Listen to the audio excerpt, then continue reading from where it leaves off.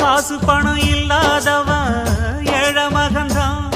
அவன் காட்டோரமா ரோட்டோரமா படுத்து தூங்குறான்.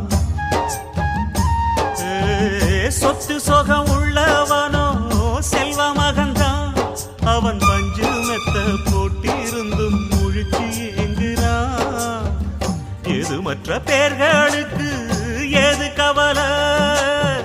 4 காசு வச்சிருந்தா 100 கவலை.